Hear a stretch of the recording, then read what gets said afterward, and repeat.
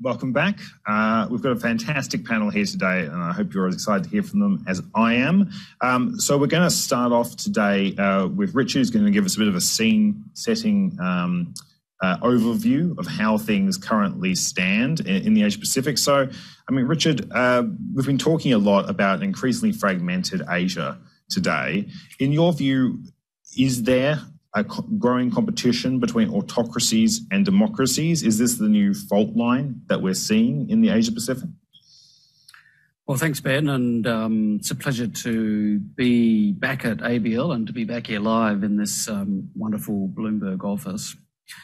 Look, I think there is definitely a competition going on now between democracies and autocracies. So this idea that the fragmentation we're seeing in the region, it definitely does have a strong political or ideological component to it, but it's an uneven one, as I'll talk a little bit about in a minute. There has been in recent years a very strong sense of democracies coming together to strengthen their own cooperation and also to push back harder against autocracies, notably China and Russia, and to push back against this tide of authoritarianism and illiberalism that Thomas mentioned.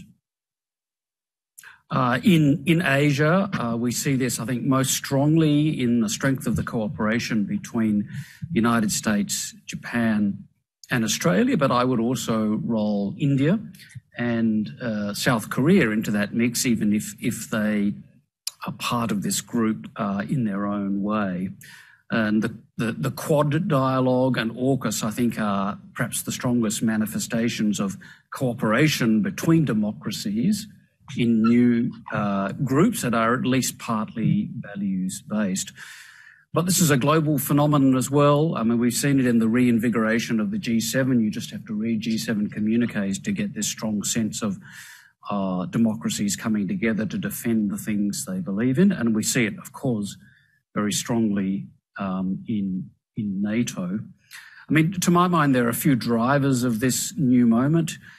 One is in America, we have a president in the form of Joe Biden who absolutely believes that there is a struggle going on between democracies and autocracies, and this is one of the defining battles of this era, sometimes referred to as a competition of systems. And Biden believes that democracies, in the face of challenge from autocracies, have to prove first that they can solve their own internal problems, that they can heal their own wounds and deliver for their people. But secondly, that this competition with autocracies has global dimensions, that it's about the shape of the global order. It's about propping up what's left of the liberal order. It's about whose values and interests are going to dominate in the era ahead. A second driver, of course, is, as we've been talking about, a much more authoritarian and assertive China, and a China that's become more confident about its own model, not, I think as Courtney said earlier, not because it wants to remake or expects every country to remake themselves in its image, but it's now confident enough to offer China's model up to other countries as one for them to consider. And there's also this belief that we've touched on before that the West and its model is a busted flush, that, democracy and capitalism and the market economy have failed, that the West is in a kind of stage of secular decline, and that the triumph of the Chinese model is inevitable. And then the third driver is Putin's invasion of Ukraine, which really sharply highlights the huge risks of autocracies, especially when power is concentrated in the hands of one individual, combined with China's calculated decision, to at least partly stick with Russia with one shared objective in mind, and that is to try and diminish America's influence in the global system. Now, I don't see this as a two-block world because there's a large group of countries who are not interested in a competition of systems, as Roger pointed out, who are strongly attached to non-alignment or autonomy, call it what you will, and don't want to make a choice between America or China. So there are three groups. They're not really blocks in my views. I sometimes talk about them as three camps because neither group is monolithic. There are differences of views and approaches within them, and all three camps still interact. If it is a Cold War, it's not a rerun of the past Cold War. I just want to finish with a couple of thoughts about what this might mean for us. It does have real-world implications, and we've got a great panel to tease those out. So I'll just mention two. One of them is that there is now, I think, a stronger sense of what some analysts, like the Indonesian analyst Evan Laxmana, of course, and Susannah herself has described as a greater degree of divergence between Australia and America about the nature of the challenge from China and what to do about it. And this has introduced some degree of tension or difference into our relations with regional countries. Southeast Asia in particular, but I think many countries in Asia, they don't like the competition of systems framing. They regard it as automatically exclusionary of China. Many of these governments are hardly bastions of liberal ideology and practice themselves. They want to be valued in their own right, and they want China and America to sort out their competition. And the harder the rest of us push back against China, the more uncomfortable they're going to be. In Southeast Asia, they worry about the relevance and centrality of ASEAN as groups like the Quad and AUKUS become new forums for cooperation between democracies. So this tension is there, it's real. I don't think it's fatal, but it does have to be managed, and it will call for good and creative diplomacy. Roger mentioned earlier the national security strategy just released by the Biden administration has a bit of a go at trying to solve this dilemma. I mean, when you read it, it's quite a bipolar document. It's full of democracies and fighting autocracies. But then it says, well, we really don't like autocracies, but the autocracies that we really, really don't like are autocracies with revisionist foreign policies, i.e. China and America. And by the way, we do recognise that there are countries of all political stripes who don't want to live under Chinese hegemony and also want the idea of a rules-based order. So we will work with them. I think Evan Feigenbaum talked yesterday in Melbourne about the Beijing straddle, quote unquote, which is his evocative term of describing China's very uneasy balancing act on Russia. Well, you might say this is the Washington straddle as the US tries to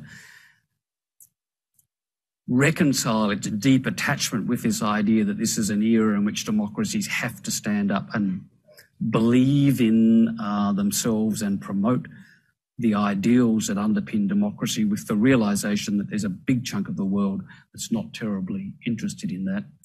And then the second real-world consequence, I think, is we saw over Putin's invasion of Ukraine that the very strong response from the West in terms of coordinated sanctions and the like was really almost entirely confined to the West. And Southeast Asia, the one exception is a very strategically and morally clear stance by Singapore, but the rest of Southeast Asia really didn't want to have a bar of it. And I think if ever, God forbid, there was to be a war over Taiwan or a major conflict, then I think the same thing would apply. And it's another if, Australia chose to support the United States in such a contingency, then we shouldn't and couldn't expect on most of Asia to follow suit. So I'll stop there because you've got a great panel who can really dig into these issues. Yeah, fascinating, Richard. Thank you so much for that overview. I'm just going to go first to our person from outside the room. We have Bilahari Kausikan from calling in remotely. Bilahari, I just wanted to ask you, almost in counterpoint to what Richard was just talking about there, Singapore's Prime Minister has warned the US against framing the competition in the Asia-Pacific as a democracies versus autocracies contest. Sort of what's your view, and how does Singapore view this divide going forward? Well, my view is that it is a rather silly and simplistic way of framing the competition in the Indo-Pacific or anywhere else, all right? There are many types of democracies, and not all autocracies are alike, you know? Maybe you can frame it as some mainly Western type democracies versus some autocracies, to wit, Russia and China. But to put it in broad categories like democracy and autocracy is, to me, just silly. This is not how countries calculate their interests. I'll give you a couple of examples, right? Vietnam is an autocracy. It's a Leninist type system like China. But Vietnam has deep concerns about China and has had so for centuries. I don't think India joined the Quad because it was a collection of democracies. It had specific reasons for joining the Quad, which have to do with specific strategic concerns, not these broad ideological ideas. These are much more justifications. You know, I understand that certain countries, particularly Europe and North America, the US in North America and many European countries, are kind of obsessed with this. But I think you have to understand that it really is a way of, it limits your support rather than expands it. Because not everybody will find every aspect of Western democracies attractive. In fact, I would not consider it an attractive model for Singapore. And not everybody will find every aspect of autocracies, of every autocracy, automatically abhorrent either. So it's a silly way of framing the thing. Simplistic, overly simplistic. It limits your support rather than expands it. So why do it? Except to make yourself feel better. Not mincing his words there. And I think this brings us perfectly to the ambassador. Ambassador, so how does Indonesia view this challenge? Do you think that this sort of autocracies, democracies framing is useful for Southeast Asia and maybe the Asia Pacific more broadly? Okay, thank you, Ben. Before I proceed with the answer, I just would like to clarify that it seems to me that I'm the only ambassador in here, so it's not fair. I dropped this position. Can I speak as the research fellow from Charles Darwin University, for instance? So give me some leverage.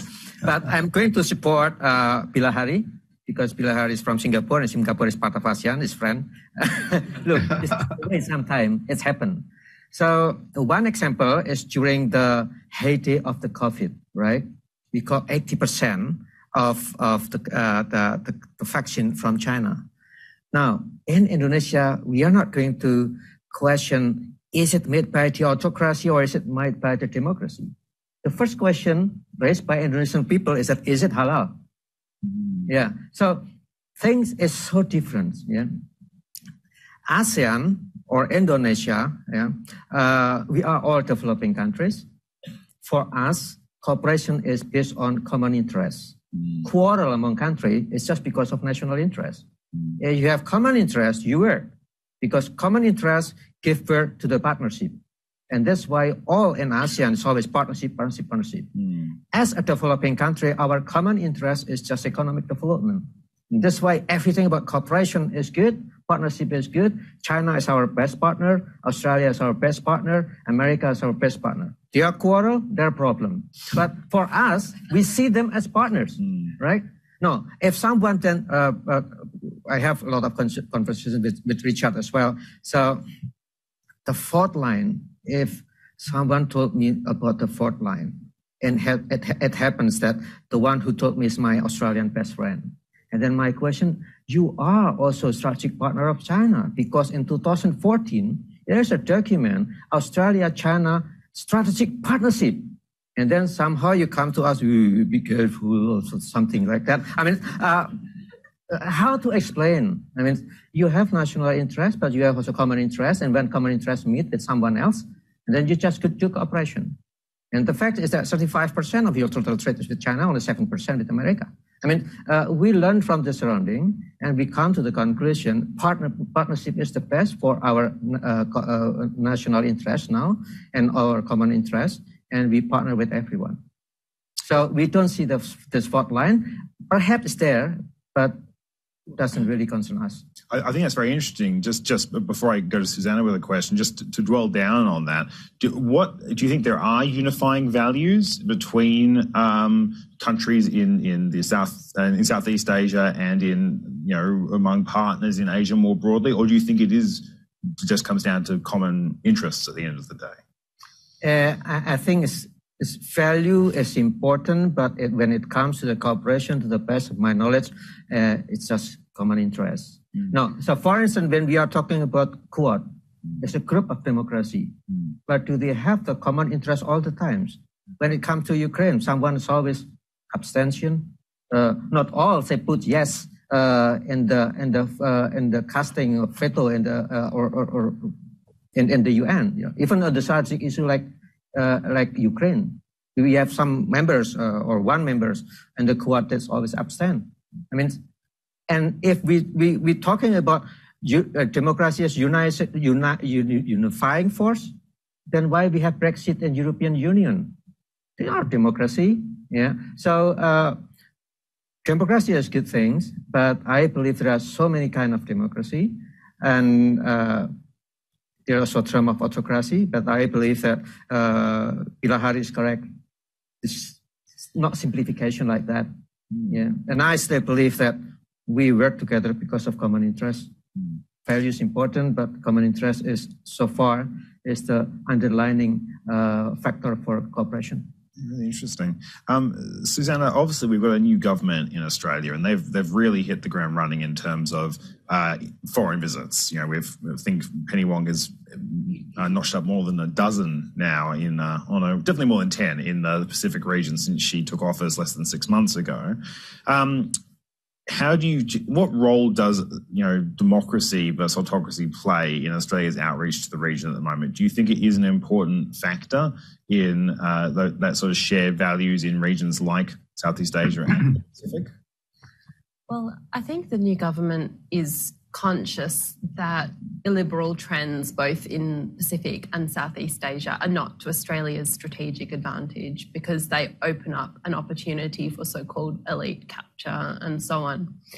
But generally speaking, I think the new government is really reverting to the sort of historical norm in Australian foreign policy, which is quite wary about the role of ideology in its foreign policy. And that's precisely because when Australia looks out at the region, it sees that it is a region that is quite wary of this binary framing. And so I think the new government would probably be quite relieved by the sort of conceptual reshuffle in the new national security strategy that Richard mentioned.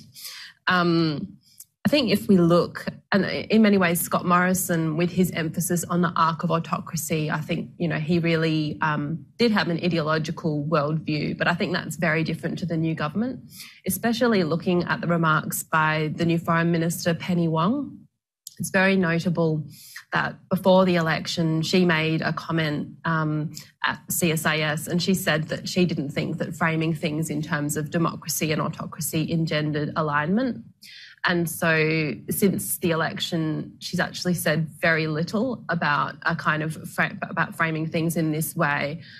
Some of Australia's other ministers, like Richard Marles, has spoken a little more about this. When he was in India, he said something like, our partnerships with democracies will always be the most important for us. And so I think he does actually strike a different tone from the foreign minister on this point. But I think even though Australia is going to be very pragmatic about this, there is an interest in that question about what Australia can do to support democracies, and we saw that in the referral that the government has made to a parliamentary inquiry looking at how Australia can support democracy in its region. But I think that's seen as a separate question really from framing foreign policy in an ideological way. So the idea is, yes, let's support democracy as a system, but then when it comes to engagement, we'll engage with everyone regardless of their political system. That's really interesting. And just based on what we've now heard today from our Indonesian and Singaporean speakers, do you think that sort of arc of autocracy language might have in fact been more damaging in our region in terms of Australia's diplomatic relations than it might have been helpful?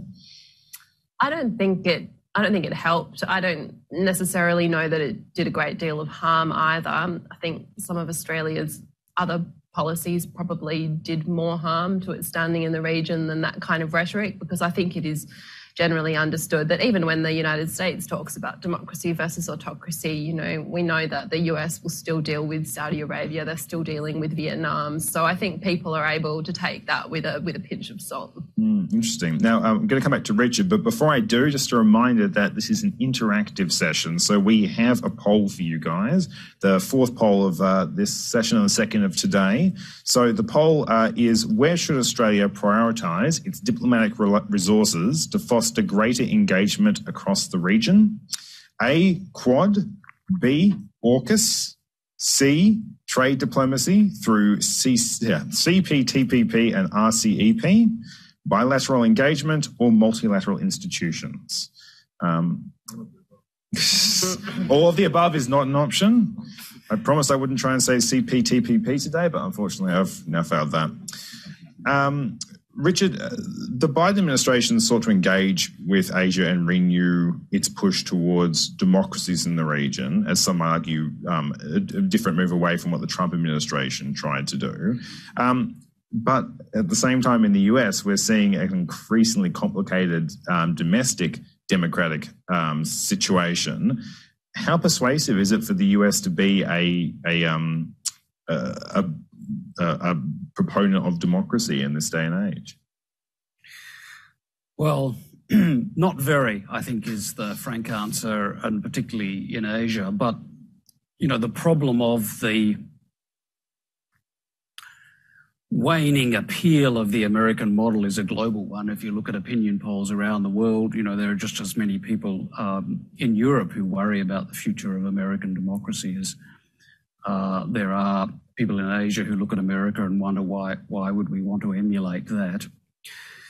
But I think in Asia, America's got a few problems. One is there's a lot of historical baggage in parts of Asia. I mean, especially during the Cold War, the liberal order was neither very liberal or very orderly for much of Asia, and people remember that.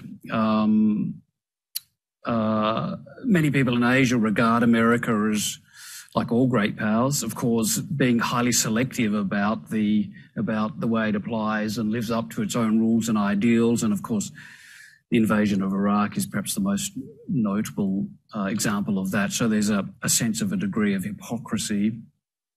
And now, of course, in Asia, people look at America, the problems in America's political system that you think and do wonder about where American democracy is going. And the problems there, I'm sure, will be very familiar to the audience, but this extreme political polarization, the institutional gridlock, the difficulty of getting major policy reforms, and political instability, if not downright insurrection on the day that the Capitol building was invaded. And even for people like me who've lived in America and who love the place, it's pretty distressing to see a scene like that, quite remarkable, and even more distressing to dip into, if you can bear to do it, because it's just so awful to dip into the extraordinarily warped worldview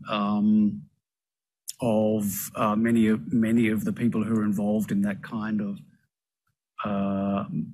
of action in America, which is fed by pretty toxic media at many levels. So it's not really surprising that there is doubt about whether America will be a reliable partner over the long term. Whether America will be a consistent partner over the long term, or if, for example, in 2024, the next presidential election, will we see a return of Donald Trump or a Trump-like figure, and have American foreign policy and its approach to the world once more turned on its head. So these are challenges for America. It's one that the current administration is frank in admitting. And I think for a country like Australia, But I would argue the same applies for Asia. There are a couple of caveats to that, perhaps rather sad story. One is you can only ever deal with the America you have at any one time. You can't run foreign policy by trying to sort of completely second guess yourself. So, right now we've got an administration which are a much more conventional American approach to the world, one that values partnerships and invests in the international system. So we should work with that. The second thing is that for all its problems internally in America, the American security presence is still strongly welcomed in many parts of Asia. Its economy is still a key driver of economic growth. American companies, of course, are a source of vitality and innovation and energy. And for all Asian elites grumble about America, many of them would really love to send their kids to school there. So the place still has great soft power appeal. So that helps, I think. And then the last point, I think, America themselves, perhaps this is a note of hope to end on. They say, don't count us out. They say, look, it's messy, it's ugly, it's worrying, we know, but don't bet against the ability of America to self-correct. And, I've got to say, I'm one of those Australians that has always believed in the redeeming quality. There are some redeeming qualities deep in the American system, including in its diversity. That faith is really tested at the moment, but, and I suppose we'll only find out over time, but, there is still the great possibility that America can find a way forward. Interesting, yeah. So we're going to go back to our caller online, Bilahari. I'm interested in your view on a potential conflict over Taiwan, because obviously that's often spoken of as a defense of democracy in the Asia-Pacific region. If there was a war to break out over Taiwan's freedom, do you believe that would be a war worth fighting? And how do you think Southeast Asia would respond to that? Before I answer that question, can I just make a quick comment in response to what the question you asked, Richard, right? Of course. I think all of us in the whole region, whether autocracies or democracies, confront three fundamental realities. First of all, we now better understand we need to work with both China and America. There are no alternatives. Secondly, all of us, including some US allies, have concerns about the behavior of both China and America. Not the same concerns, of course, but concerns nonetheless. And thirdly, despite our concerns, I think we all know there's only one China and one America, and therefore we will have to make the best of it that we can. So I think, let's not simplify things too much. And that, again, applies to Taiwan. I think there are different scenarios. If there is an unprovoked attack, I wouldn't frame the interests involved here in terms of defending Taiwanese freedom. There are other interests involved, and different countries will have different interests, different calculations of interest, of which values will be only one element. I think there are different scenarios. If there is an unprovoked attack on Taiwan by China, that's one set of circumstances. But if Taiwan does something terribly provocative, like, for example, unilaterally declaring independence, that's a different set of circumstances. So this is not a question that can be answered in the abstract, devoid of context, of specific context, which we don't know what the context will be at right now, or answered on the basis of, a rather abstract concept of like defending freedom. That's interesting. I suppose in the scenario, so if we get specific, in the scenario that we have, the Chinese government decides to reunite Taiwan with the mainland, without any declaration of independence from Taiwan, would that change Southeast Asia's estimation, do you think? I think it will change the calculation of interest, but it will not have anything to do with freedom, If the calculation would be if China gets away with unprovoked aggression, what are the larger implications for the region? And that's a more relevant calculation, I think, than this abstract idea of defending freedom. Siswo, I just wanted to take you to something that Bilahari just said, because obviously in your first answer, you talked a lot about competing interests in the region and having multiple partners. And you said how everyone can be, your close friend is sort of in the region. But as Bilahari said, that there might come a time where you have to choose between, where the choice is. Sorry, I did not say that. I did not say that. But you said US or China, and I said the choice is not US or China. The three realities, we have to work with both. We have concerns about both, but we have only one of each. So there's not much choice. Well, please don't put words in my mouth. I apologize, Dave. Assuming that there comes a point where strategic decoupling does get to the point where you have to choose between the two of them, is that a scenario that you're concerned about, that Indonesia is concerned about? Yeah, the question for us will be more whether you got to choose or you're not choosing. So it's not about China or United States. Because in the past, when we are still very naughty, Indonesia, we say go to hell with American Night, and then we freeze relation with China for almost 30 years. So we do that things. No country in the region do the same thing like Indonesia. So this is something that happened, and this is our history. So I don't think we must choose like that. Yeah. Now, whether or not sort of Indonesia subscribes to this idea of autocracies versus democracies, there's no doubt that there is a growing number of these democracy partnerships, or at least in language across the region, from the Quad to AUKUS. I mean, what's your sort of reaction to those democracies, to those partnerships? Do you think that they're bypassing ASEAN? No. I mean, so for ASEAN, I think for Indonesia in particular, I think Richard rightly mentioned on the non-alignment is part of our values. Yeah, this non-alignment. This means that authority for Indonesia and for ASEAN, because we have the ZOFAN, Zone on Peace, Freedom and Neutrality. This is our values. Yeah, but we are not a crusader to impose values on others. That's the only difference.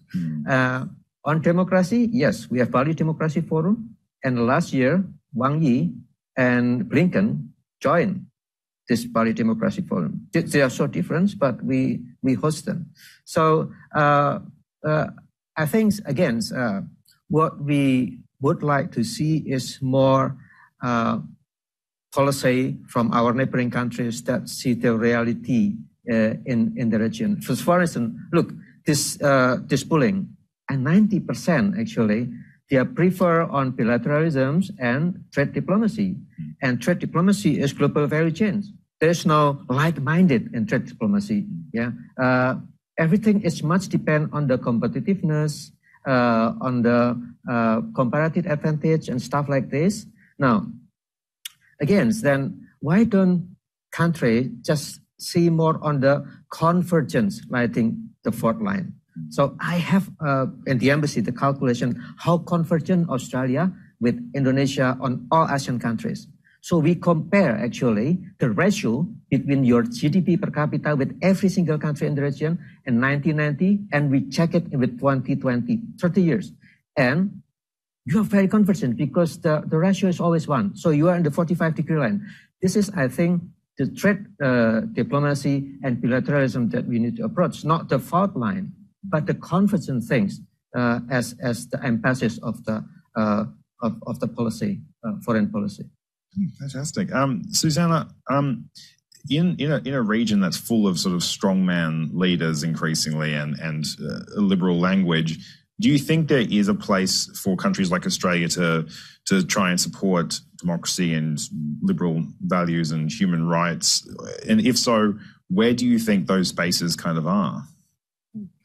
Yeah, I mean, I think absolutely there is space for Australia to do that. And I think Australia already does do some of those things, but generally speaking in a pretty cautious behind the scenes kind of way. So things like electoral support for civil society, support on things that are kind of adjacent to a democracy promotion agenda, like anti-corruption, and these kind of issues are certainly things that Australia is working on. But traditionally, I think Australia has been quite cautious about doing those things in too much of a forward-leaning way, for fear that it would undercut our ability to engage with the governments in the region. And I guess that's, maybe a slight contrast to, say, the way that the United States engages in the region, which does tend to be much more heavily weighted towards working with civil society than the way that Australia has approached it. But I think there's a case to be made that by engaging more proactively with civil society or opposition groups, you actually give yourself greater political space to engage with the official governments as well. So I think you could say that about both Myanmar and Cambodia, for example, that were to be more forward-leaning in its engagement with opposition groups, then it would actually give us, I think, greater credibility domestically when we then engage pragmatically, as we need to, with the governments in both those countries. But traditionally Australia has been quite reluctant to do that.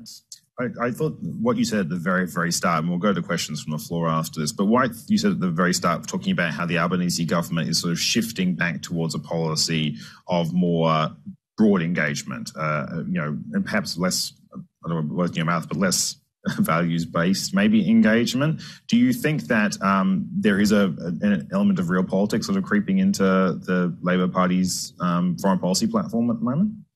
Well, I think there was realpolitik under the previous government as well. Despite the fact that that Morrison's own rhetoric was, heavily weighted towards an ideological framing, nothing that much really changed. I would say there was the Quad, but of course, as we've heard, that was also about interests as well as values.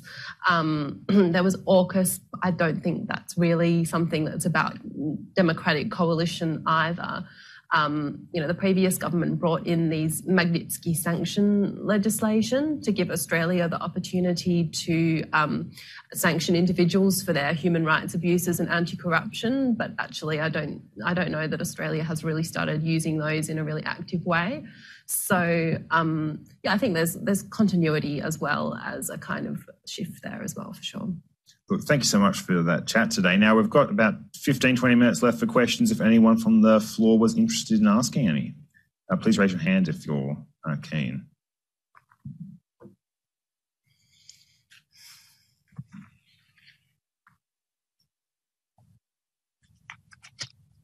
Good morning, Dermot O'Gorman from WWF. Is that on? Yep, okay. A question on there's been a lot of discussion about where the disagreements are. Just a question on the agreements piece, and I think Wendy talked about convergence of ideas.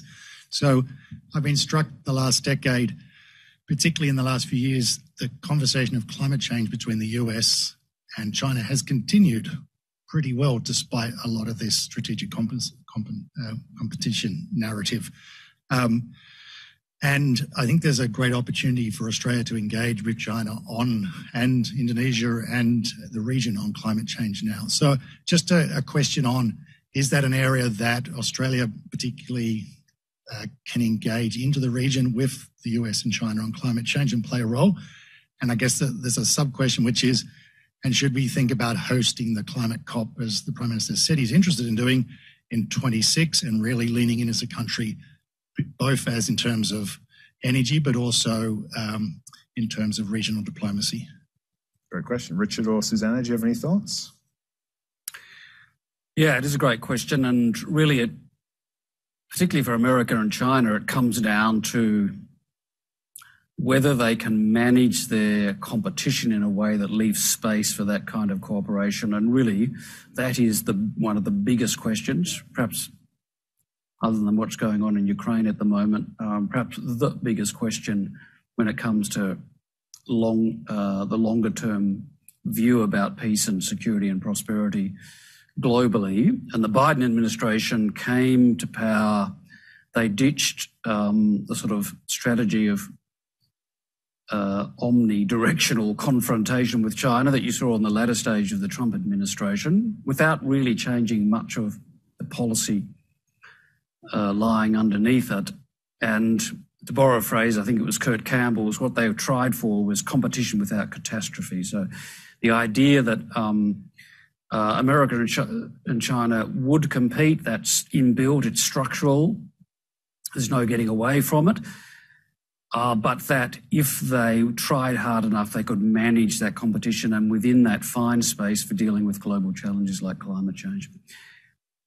If they can pull off that kind of model, it's probably the best we can hope for. And even then, it would be a tense and uneasy world. I have to say the last year suggests that it's proving elusive. Every time the Biden administration tries to get China back into a dialogue around some bundles of cooperation, some issue or another blows up, sometimes literally, and the Chinese act to withdraw that cooperation. And that, to some extent, is happening also in climate change.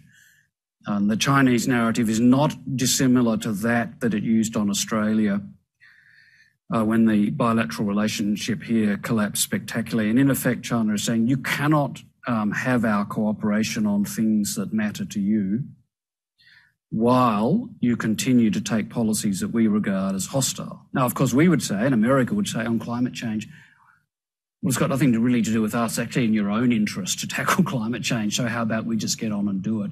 But the relationship is so difficult at the moment. The trust has collapsed on so many levels, it's proving hard. Now, we may still see it, and I really hope we do, but it's hard going.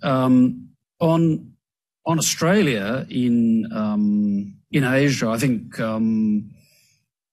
climate change is absolutely an area where we can cooperate. If you look again at Southeast Asia, the bit of Asia I'm most familiar with, their energy profile is not dissimilar to Australia's actually. There's a very high dependence on fossil fuels for electricity generation. They have a very difficult transition ahead of them to a cleaner energy future, and they need partners in that. They need ideas, they need regulatory and policy advice, they need technology, they need investment and capital. When the Singapore PM was here just earlier this week, there was a green economy agreement signed, which just kind of points the way. So there's much more that Australia can do and America can do and a whole range of partners can do to drive that cooperation. Susannah, do you have any thoughts? No? Just on that, Siswo, I mean, do you think Indonesia should support Australia in holding a COP in the future, given it would be a more regional sort of exercise for the Southeast Asia and the Pacific? For the carbon? For a COP conference, a climate change conference in Australia? So, I think Australia already play a very important role in the region, and we just do not recognize it. I draw some important points, something like this. First, now if you look at the global economy structures, the developing Asia, that's China, Indonesia, India, ASEAN, we at least contribute 40% of the total GDP purchasing power parity. 40%, that's big, because G7 is only 30%. And the number from Asia is growing. Number two, if you look at on the industrialization, now Southeast Asia, or East Asia at least, we becomes already the center of global production for manufacturing. This is the fact. Then comes the issue of energy transition. Now, in energy transition, not only we need investment, but also technology, especially on science, math, engineering, and technology. Now, Australia in the last 20 years, you already have developed overseas campuses. At MIT of Melbourne already have open campus 20 years ago in Vietnam, in Ho Chi Minh City.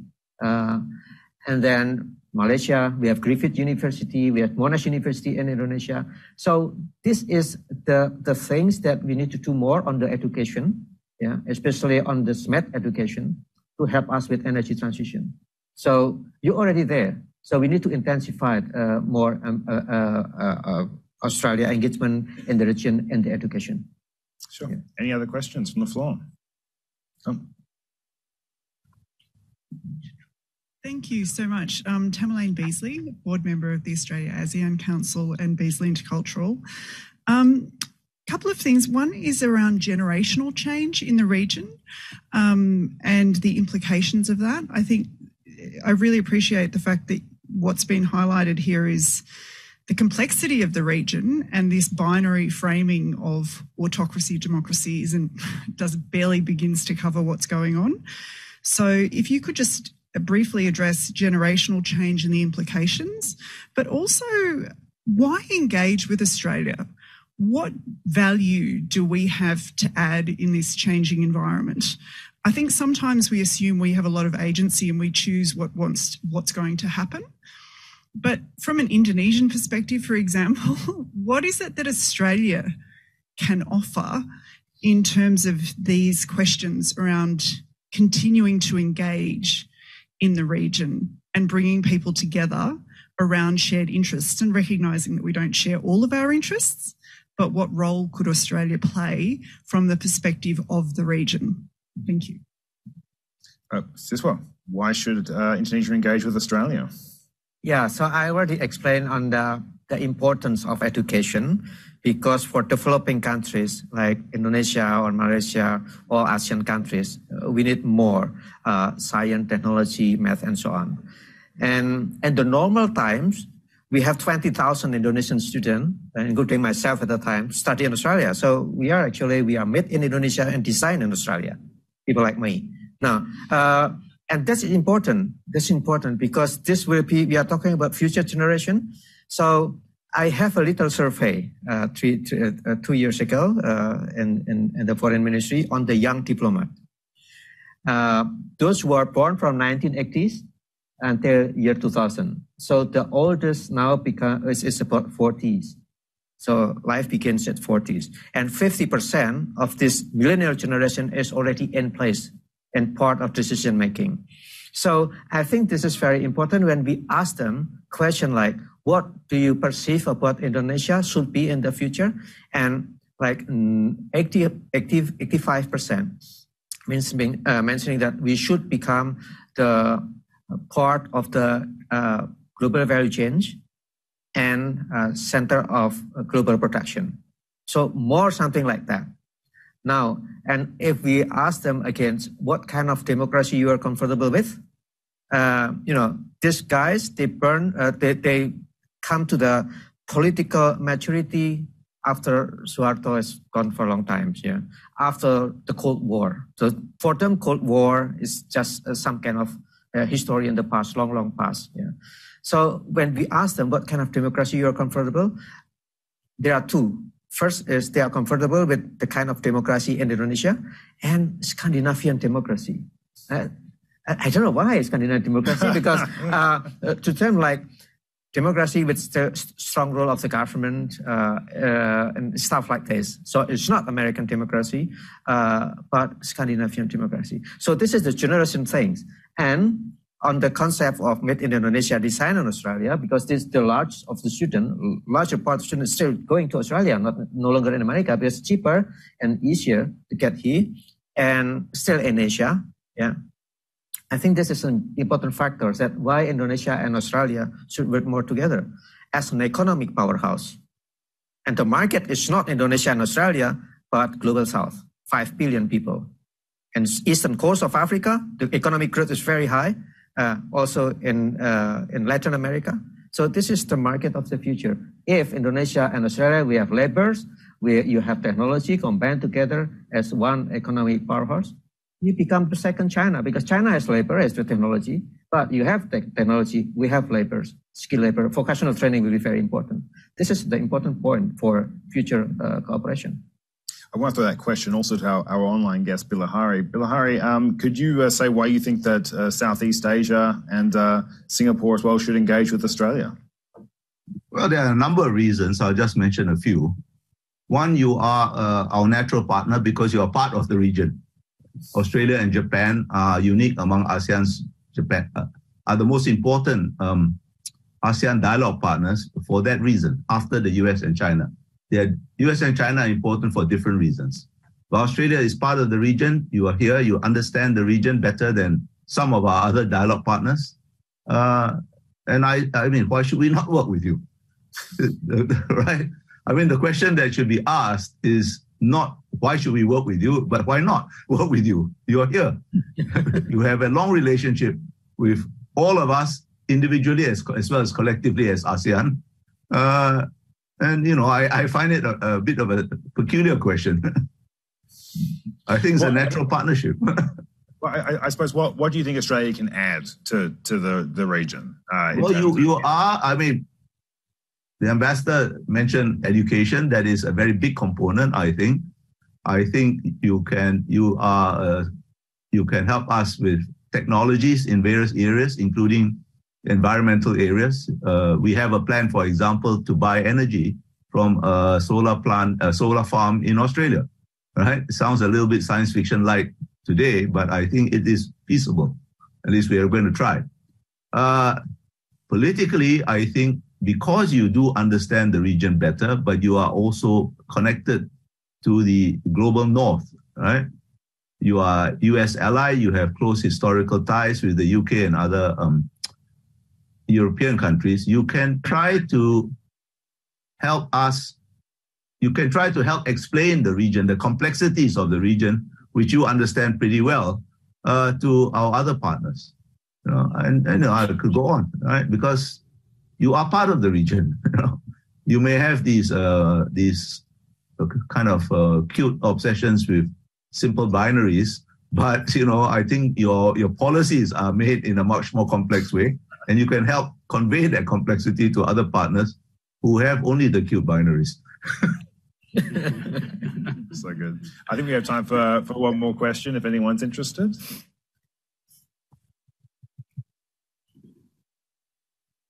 No. Last chance. Oh, one at the back.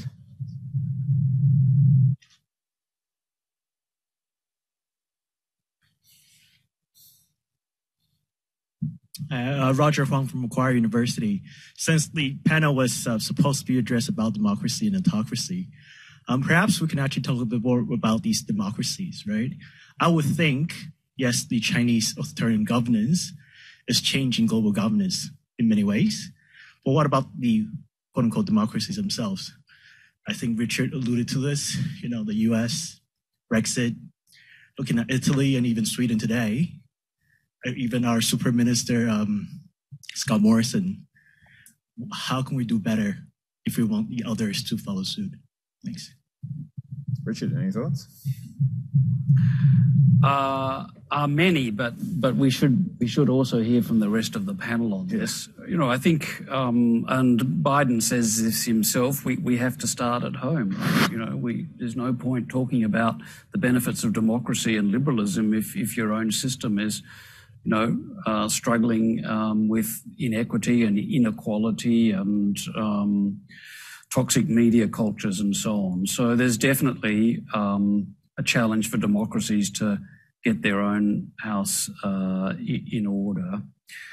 And I do think it's true that democracies, but also the global order, are being challenged by some big forces that are not all about China. So nationalism is one of them. Populism is definitely another one. And those challenges, we have to find, those challenges in part come from problems within democracies, right? They come from the way in which hyperglobalization left many people behind. They come with the cultural alienation that many societies felt from hyperglobalization. So, you know, I think your question is a good one.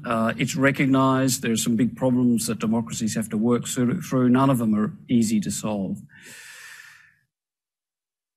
I suppose the last thing I'd say on this is,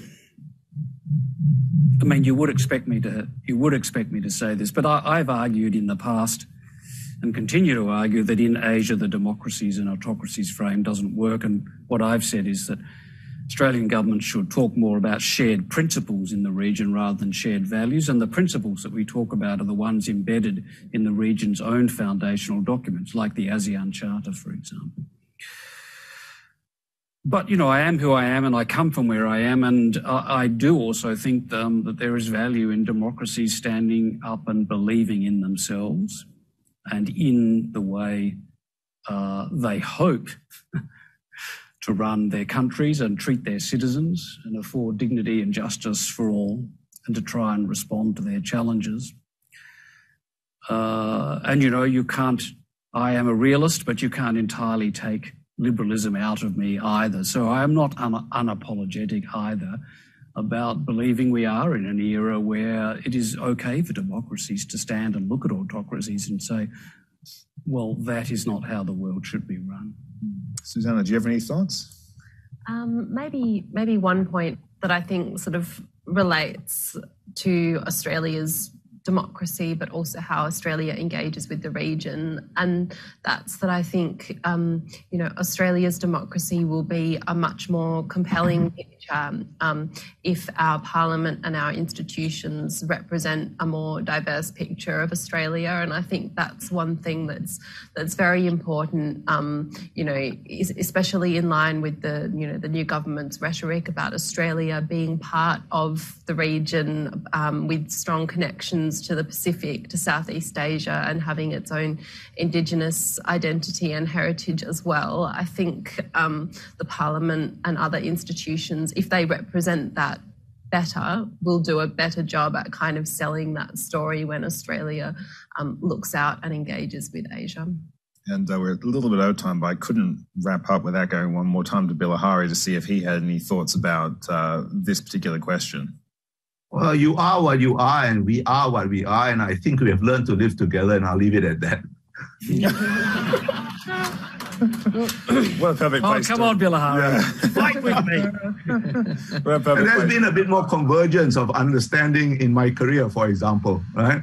So I think we're in the right direction, and we'll just have to accept each other for what we are and find things to do together, and there's lots to do together.